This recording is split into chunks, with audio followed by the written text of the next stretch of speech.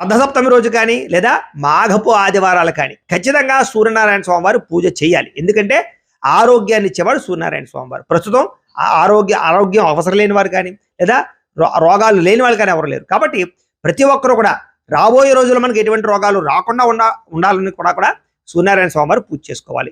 అందులోనూ ఈ మాఘమాసంలో సూర్యనారాయణ స్వామి వారు పూజ చేసుకుంటే సంవత్సరం అంతా కూడా మనకు ఆరోగ్యం కలుగుతుంది. కాబట్టి చాలా శక్తివంతమైనటువంటిది సూర్యనారాయణ స్వామి వారి పూజ. కాబట్టి రథసప్తమి రోజు కానీ మాఘపాదివారాలు కానీ సూర్యనారాయణ స్వామి వారికి ఎలా పూజ చేసుకోవాలో దానికి సంబంధించిన పూర్తి పూజా విధానాన్ని అంతటిగా మీకు వీడియోగా తయారు చేసాము. దానికి సంబంధించిన పూర్తి వీడియో లింక్ కింద ఇస్తున్నాను చూడండి. తెలుగులో మీకు సూర్యనారాయణ స్వామి వారి పూజా విధానం రథసప్తమి రోజున కనపడుతుంది. ఆ లింక్ మీద మీరు క్లిక్ చేసినట్లయితే మీకు పూర్తి వీడియో వస్తుంది. ఆ వీడియోని ఎదురుకుండా పెట్టుకుని మీ ఇంట్లో మీరు భక్తి శ్రద్ధలతో చక్కగా పూజ చేసుకునే ప్రయత్నాన్ని చేయండి. అందరికీ ఈ విషయాన్ని తెలియజేయండి అని తెలియజేస్తూ, అలాగే మీకు కనుక సూర్యనారాయణ స్వామి వారి ఇష్టమైన ఆరోగ్యం కావాలన్నా ఒకసారి ఆయన్ని తలుచుకుని ఒకసారి లైక్ చేసే ప్రయత్నం చేయండి. సబ్స్క్రైబ్ చేసుకోండి అని తెలియజేస్తూ స్వస్తి.